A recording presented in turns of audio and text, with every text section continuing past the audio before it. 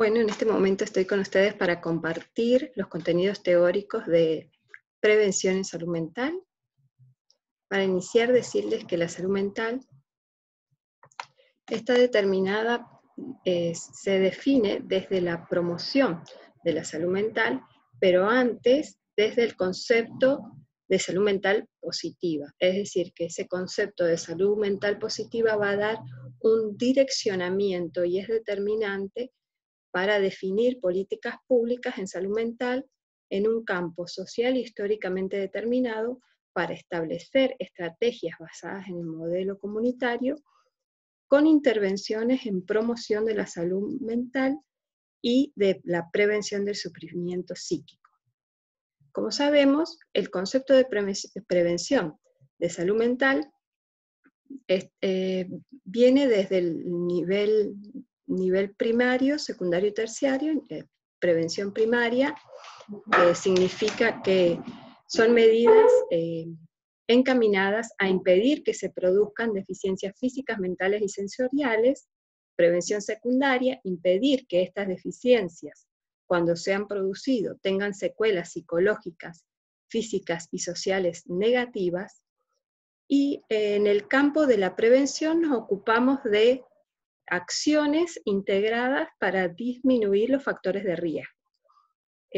Cuando hablamos otra vez de intervenciones a nivel primario, pensamos en actividades sanitarias que se realizan en la comunidad antes que se produzca la enfermedad, fomentando acciones que tienen a nivel personal, por ejemplo, que tienen que ver básicamente con el derecho, autonomía y dignidad, y en prevenciones específicas, por ejemplo, en la salud, si hablamos de la salud física, son las vacunas, pero si hablamos de salud mental, una intervención, una prevención específica sería, por ejemplo, para disminuir la ansiedad y el estrés laboral, mejorar las relaciones interpersonales, mejorar la comunicación efectiva en las organizaciones. Después hablamos de la prevención secundaria, que es la detección precoz en la fase de inicio en la enfermedad, y también pensar intervenciones que pueden disminuir la incidencia y la prevalencia. Y a nivel terciario, la prevención terciaria es para curar, rehabilitar o para paliar consecuencias físicas de la enfermedad. En la clase anterior que hablábamos de promoción, promoción de la salud mental, ese concepto se describe por primera vez cuando se habla en la Carta de Ottawa en 1980, el concepto de promoción y también la prevención como una parte de la prevención, es decir, que sería una intervención más. Las intervenciones que se desprenden de la promoción son indirectas e inespecíficas, pero la prevención es específica, directa, específica porque va a estar definida y determinada a un problema en particular, o sea, para prevenir que exista un problema particular en una edad específica y en poblaciones específicas. Entonces, a partir de la clasificación de la promoción primaria, secundaria y terciaria, para la salud mental se realiza una conceptualización nueva, que es la prevención primaria, el concepto de prevenciones indicativas, selectivas e indicativas, intervenciones, ¿no es cierto? O estrategias. Esas estrategias, como les decía, a partir de pensar la nueva clasificación de la prevención en los trastornos mentales, de la prevención primaria se van a desprender estrategias universales, selectivas, indicativas. Es decir, macroestrategias, mesoestrategias y microestrategias. De la prevención, como les decía, de la prevención universal va a estar, que se desprenden de las microestrategias, se desprenden estrategias universales, selectivas, indicativas. Las microestrategias son específicas para personas de alto riesgo y son específicas para la atención de los trastornos más prevalentes de salud mental, de los trastornos más prevalentes de sufrimiento psíquico, que son el alcoholismo, la depresión, la ansiedad, los trastornos en la alimentación y los trastornos por el consumo de sustancias legales, psicoactivas, legales o ilícitas, y también las legales. Entonces, las microestrategias, como les decía, están determinadas, se subdividen en estrategias universales, selectivas e indicativas. Las universales van a estar determinadas para todas las personas. Por ejemplo, usar un casco o usar el cinturón de seguridad sería una estrategia universal de las microestrategias. En salud mental, entonces, una indicación universal sería para el público en general. Selectiva sería para un grupo de riesgo que tiene un aumento significativo de la vulnerabilidad, para una población selectiva, y las intervenciones indicativas sería para una población muy específica que sufre alto riesgo o que tiene un patrón de comportamiento muy singular que puede estar definido por la aparición temprana de signos y de síntomas mínimos, pero que predictores, ¿no es cierto?, pero que no cumplen con criterios diagnósticos aún. Entonces, pensar en que ese tipo de intervenciones se van a derivar de las intervenciones en el primer nivel de atención, basados en el modelo comunitario y pensadas desde la estrategia de atención primaria. Para hablarles de algunas afirmaciones de cómo se piensa la prevención en salud mental, tenemos que pensar que las intervenciones de salud mental van a estar definidas en relación a conocer cuál es la cultura de la población a la cual nos vamos a plantear estas intervenciones, hacer un diagnóstico a partir de las necesidades de esas personas, siempre respetando su cultura y pensando en intervenciones que tengan que ver a nivel intersectorial. Saber también que hay una alta incidencia y una alta prevalencia de los trastornos mentales, pero también comórbidos, quiere decir que la diabetes, por ejemplo, está en relación con la depresión, o que el alcoholismo está en relación con el cáncer, van juntos, ¿no es cierto? Y que a eso se le suman problemas sociales como puede ser el desempleo, la pobreza, la exclusión social.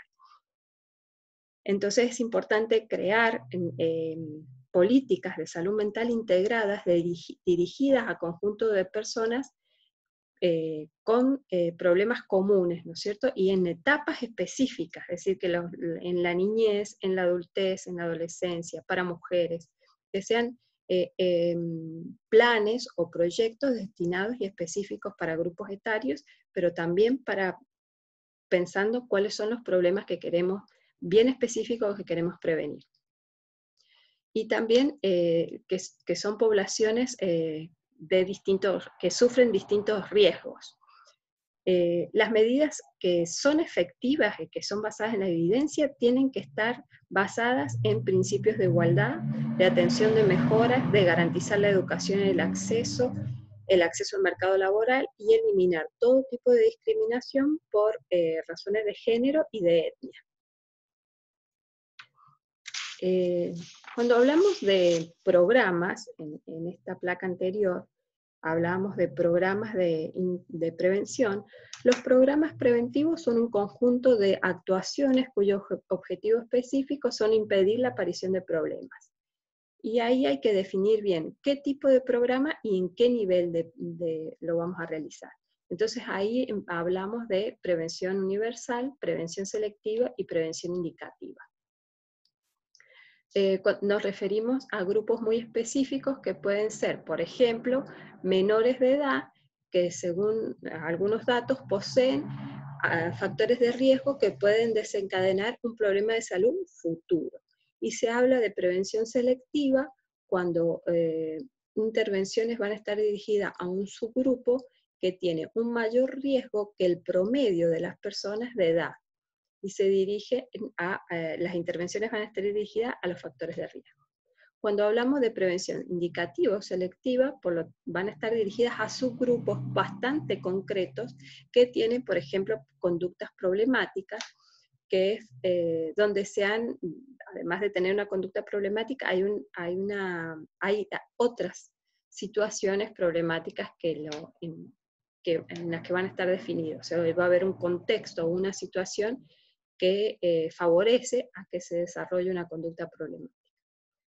Por ejemplo, cuando hay adolescentes o jóvenes presentan una conducta problemática que no tiene síntomas de enfermedad, pero que estas medidas tienen que ser claras, extremadamente claras, por ejemplo, para disminuir la edad de inicio en el consumo de sustancias.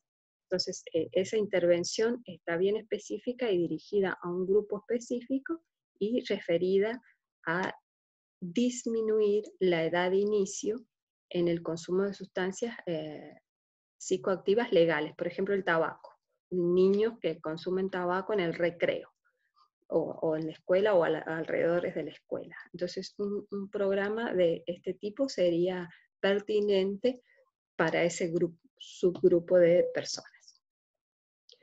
Los profesionales que aplican este tipo de programas tienen que ser sensibles de la comunidad y sensibles del contexto social, económico, político y cultural de esa región, y específicamente atender las necesidades, problemas de ese grupo en particular y las situaciones individuales de ese sujeto. Esas intervenciones generalmente van acompañadas de participación de la familia y de participación en la comunidad, y requieren un tiempo mucho más prolongado que otro tipo de intervención. Hay algunos ejemplos que voy a citar después, más adelante también, pero aquí, por ejemplo, cuando hablamos de poblaciones que han experimentado con drogas, muestran conductas problemáticas sin llegar a la adicción, pero tienen problemas delictivos, de violencia, de ausentismo escolar, problemas familiares, exclusión social, y en esos grupos específicos hay que pensar intervenciones de nivel indicativo, que son aquellas que van a ir dirigidas a un grupo concreto de una comunidad que suelen tener o empezar con problemas de comportamiento, y después de venir o no, si intervenimos, en un problema de salud. Los objetivos de la prevención indicativa se centran en reducir, por ejemplo, en el consumo de sustancias, la frecuencia y la cantidad, y evitar los problemas asociados a esto. Por ejemplo, la delincuencia o la violencia, o el uso de armas de fuego. Por lo que es necesario identificar a estos individuos que tienen problemas de conducta o conductas problemáticas. Este tipo de intervenciones tiene un tratamiento en general. Se realiza un tratamiento más individualizado, un seguimiento más intensivo, y requiere de terapias de apoyo psicológico, tutorías individualizadas, acompañamiento pedagógico, acompañamiento psicosocial, apoyo a los padres y enseñanza en habilidades sociales. La ventaja de estos programas es que permite tratar los problemas tempranamente, es decir, adelantarse a que no sucedan problemas potenciales de salud. Y ahí hay evidencia de que suele ser eficaz. La desventaja es que se suele etiquetar o estigmatizar a estos usuarios, y bueno, y esto eleva el costo, ¿no es cierto?, de que ellos puedan perder su autonomía o su potencial, y puede producirse un rechazo de seguir con la estrategia o de seguir con el plano del proyecto. Y también otra desventaja es que si no se incluye la valoración del contexto social, económico y político de esa situación, esas intervenciones van a estar destinadas al fracaso. Seguimos con intervenciones que tienen que ver desde las macroestrategias. Antes decirle que estas intervenciones tienen que estar pensadas desde una política nacional en el contexto de la salud pública. Esas acciones tienen que estar referidas a los servicios de APS, de atención primaria y de atención secundaria también. Los profesionales, como les decía, tienen que estar capacitados, pero ser sensibles a los problemas psicosociales de las poblaciones, y también se deben incorporar organizaciones no gubernamentales, por ejemplo la iglesia, los clubes, a asociaciones de padres, cuando estamos pensando en intervenciones escolares. También debe hacerse un diagnóstico basado en las necesidades de la población a través de la participación local participativa. Se debe ser, esas intervenciones deben ser sensibles a la cultura, debe evaluarse, monitorearse y ser sostenibles por la misma comunidad, y deben respetarse la interculturalidad, y también las intervenciones deben pensarse en intervenciones basadas en evidencia. Entonces, las macroestrategias van a ir, como les decía, dirigidas a los determinantes sociales de la salud. Generalmente estas estrategias se desprenden de estrategias de promoción de la salud mental, y tienen que ver con mejorar la vivienda, mejorar el acceso a la educación, reducir la inseguridad económica y fortalecimiento de las redes comunitarias.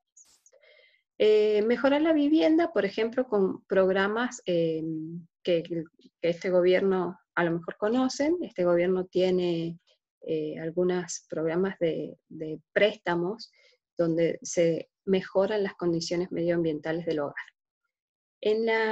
En lo que es el acceso a la educación, Córdoba también tiene una experiencia muy bonita que se llama Escuelas Alegría Ahora, Escuela Alegría Ahora, que es una escuela para niños, jóvenes y adultos, en que le dan oportunidades y herramientas para transformar y aprender fuera del formato del aula convencional, y que contempla sus necesidades, vulnerabilidades y subjetividades. También en lo que es de fortalecimiento de redes comunitarias, podemos dar un ejemplo del Plan de Igualdad de Género en la Argentina, que es promover el aumento de la participación de mujeres y de la población LGBT en el ámbito de la cultura, la economía, la política y a nivel social, donde se emprenden acciones para prevenir y erradicar la violencia en niños, lesbianas y travestis, y trabajar en la Ley de Protección Integral de las Mujeres, y mejorar el acceso al trabajo formal y remunerativo. Otro ejemplo de fortalecimiento de redes comunitarias son los agentes comunitarios de salud que están reforzando los CAPS. Estos agentes comunitarios son en general auxiliares de enfermería o líderes comunitarios que componen junto con los profesionales sanitarios y tutores de capacitación, tratan de mejorar estrategias de la prevención primaria, o sea, articular mejor con las redes de servicio, y que las personas se inmiscuyan más en sus problemas de salud. Las mesoestrategias van a estar destinadas a fomentar los factores protectores, disminuir los factores de riesgo, pero específicamente en las instituciones, por ejemplo, las instituciones educativas o las instituciones, los lugares de trabajo, y mejorar la resiliencia. La promoción de los procesos y de las condiciones laborales, con una protección específica para alcanzar y afrontar un nivel de vida y emocional que aumente las medidas específicas para que en una situación futura no se produzca una situación o riesgo de enfermar o disminuir el riesgo de crisis o del inicio de una enfermedad. Una experiencia importante acá pueden ser, a nivel de enfermería, los hospitales Magneto, intervención en el ámbito laboral. Estos hospitales magnetos tienen prácticas basadas en la evidencia, toma de decisiones compartidas, comunicación efectiva, trabajo colaborativo, interdisciplinariedad, fomento del pensamiento crítico y coordinación de equipos de trabajo, en contraposición del síndrome de agotamiento, rotación de personal, insatisfacción de un horario, de la inflexibilidad laboral, de los horarios, debilidad en el liderazgo, escasa autonomía en la toma de decisiones. Otro ejemplo que podemos citar acá son los programas de envejecimiento saludable y envejecimiento activo, que son programas de ejercicio físico, por ejemplo el Tai Chi, para adultos mayores. Estos programas que se realizan en un ambiente, en una plaza, por ejemplo, se invita a participar a las personas por medio de una caminata y a través de ella establecen relaciones interpersonales. Con eso se ha demostrado que disminuye el aislamiento social y disminuye también el riesgo de depresión y de intentos de suicidio, porque se sienten, forman un grupo cooperativo y de amistad. Y eso se ha demostrado que disminuye estos niveles de intentos de suicidio. También programas de depresión y de suicidio. Hay algunas experiencias que se realizan visitas domiciliarias, o sea, primero esa experiencia es en Italia, una experiencia donde los adultos mayores tienen un 0800 para pedir una visita domiciliaria, y eso también ha impedido el alto índice de suicidios y ha disminuido la tasa de depresión. Detección temprana del manejo de la demencia. Esto también se ha realizado fomentos a través de publicidades donde se enseña a la población general a percibir signos y síntomas de inicio de demencia, y pueden llegar a tiempo a un tratamiento eficaz. Otros ejemplos son programas de cuidadores, que estos programas de cuidadores, por ejemplo, perciben un incentivo económico, personas que están destinadas a cuidar enfermos crónicos. Y en las escuelas hay mucha evidencia de, por ejemplo, reducir en la desintegración familiar, por ejemplo, en niños escolarizados que han sufrido por separación y divorcio de los padres, trabajar habilidades sociales. También es efectivo trabajar habilidades sociales en hijos de migrantes para disminuir la estigma y aumentar los valores y virtudes de esos niños. Otros programas para padres, para que tengan una paternidad efectiva también. Bueno, las habilidades sociales se puede trabajar de forma cognitiva, a través de la conducta, a través de resolución de problemas, y también las que están dirigidas a mejorar el ambiente escolar a través de experiencias que se llaman de ecología escolar. Las microestrategias están pensadas, como les decía antes, hacia poblaciones específicas que tienen alta vulnerabilidad y que tienen mayor riesgo de sufrir problemas de sufrimiento psíquico. Estas intervenciones están dirigidas o pensadas en los problemas más prevalentes, que son el alcoholismo, la depresión, las distimias, las alteraciones por alimentarias y las alteraciones por el consumo de sustancias. Se dividen en universales, selectivas e indicativas. Las universales van a ser para todos. Por ejemplo, fomentar factores protectores a través de implementar consejería familiar, programas familiares, Las selectivas, programas para la infancia temprana, que van a estar destinadas a enseñanza de habilidades sociales para la comunidad educativa, padres, educadores y educando, y las indicativas dirigidas a un subgrupo concreto que tiene problemas específicamente del comportamiento, por ejemplo, para disminuir el consumo de sustancias o para disminuir la edad de inicio.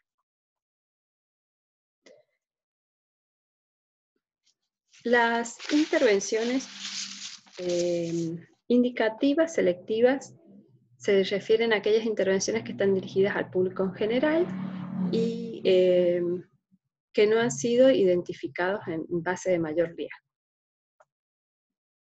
Microestrategias de trastornos de conducta, por ejemplo, las universales, manejo de conducta en el salón de clase, programas, todos estos basados en las habilidades sociales, programa de desarrollo de destrezas en niños. La selectiva va a ser para hijos de padres con problemas de adicción, por ejemplo, y la indicativa para niños que tienen alto riesgo. Por ejemplo, la depresión, intervenciones universales, programas en el hogar enfocados a habilidades cognitivas, solución de problemas, destrezas sociales en niños y adolescentes, programas, como mencioné antes, de ejercicios físicos y consejería familiar temprana en el hogar. La selectiva puede ser preparar a padres de crianza, fomentar eventos importantes de la vida, programas para niños que sufren muerte de un padre o la pobreza. Y la indicativa va a estar dirigida a niños con un riesgo mayor, que podemos trabajar pensamiento positivo, cambiar el estilo de vida y mejorar habilidades en la solución de problemas. Los programas pueden ser en los trastornos de alimentación, por ejemplo, pueden ser para todas las escuelas primarias, secundarias. En la selectiva puede ser definidas a un grupo de escuelas de profesionales, por ejemplo, bailarinas, ballet, atletas. Y la tercera, la indicativa, puede ser para niñas y adolescentes jóvenes que están mostrando hábitos alimenticios de riesgo. Trastornos por consumo de sustancias, puede ser regulación a través de una jurisdicción, por ejemplo, aumentar el precio o que no se venda alcohol a partir de cierta hora.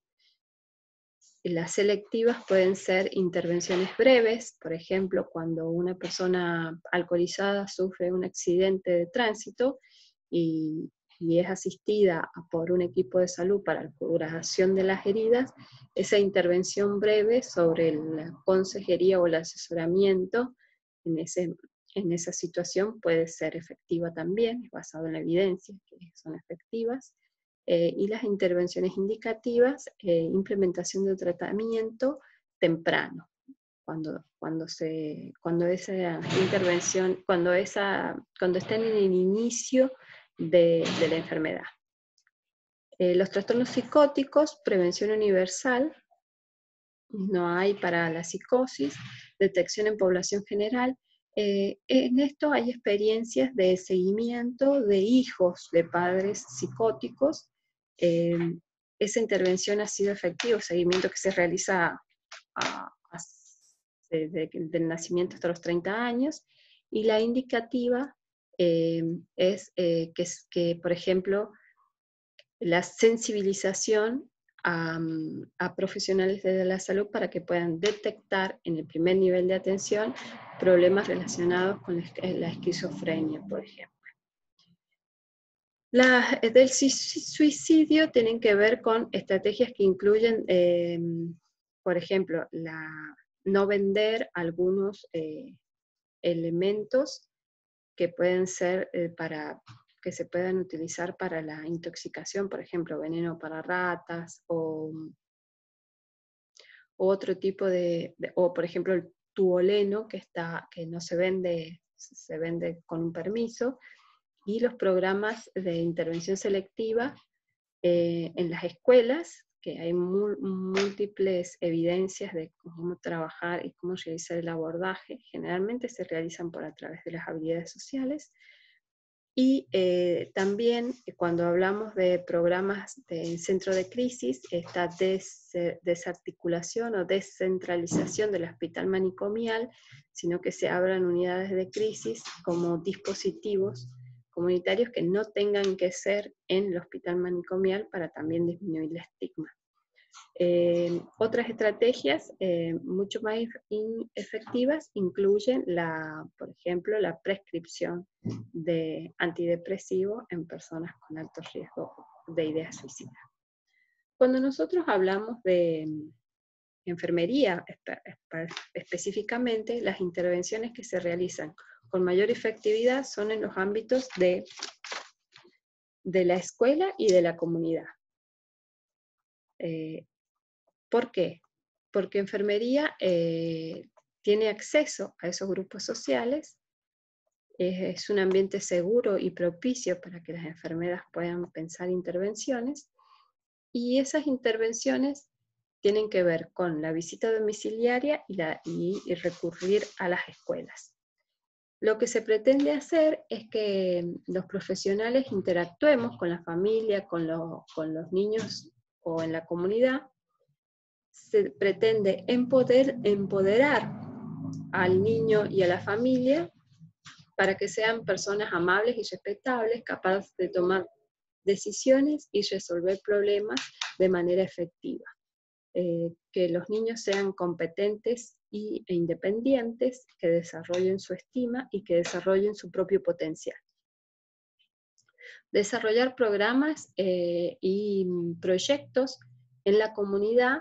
Entonces debemos pensar en que esos programas pueden ser a nivel de las mesoestrategias o de las microestrategias. Cuando hablamos de microestrategias, recuerden, universal, selectivas, indicativas, y pensar intervenciones de este tipo desde cualquier nivel es simplemente acercarse a un grupo de personas o a un niño en particular que puede estar experimentando un evento particular, y con nuestras intervenciones lo vamos a ayudar a transitar ese evento estresante de su vida para que lo pueda transitar, negociar, y él pueda tener el dominio de ese evento estresante y pueda resolverlo de forma exitosa.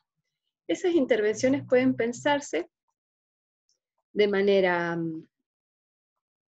personal, ¿no es cierto?, centrando intervenciones que pueden ser hacia los valores, las virtudes, las creencias, el comportamiento de la persona, o pueden ser pensadas en el ambiente, por ejemplo, en la familia, en las relaciones que se establecen a nivel familiar, las relaciones que se establecen entre pares, niños con niños, las relaciones que se establecen de los niños con los docentes, y también qué pasa con la escuela y la comunidad, cómo debe hacerse esa integración.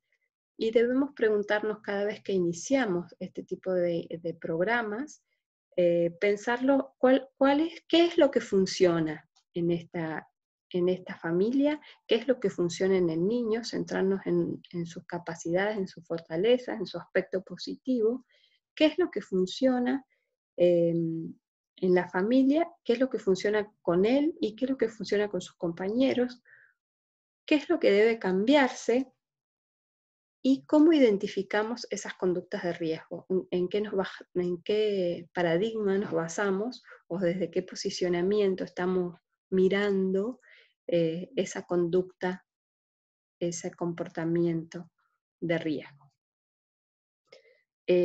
Bueno, esto ha sido todo. Espero poder haber sido clara.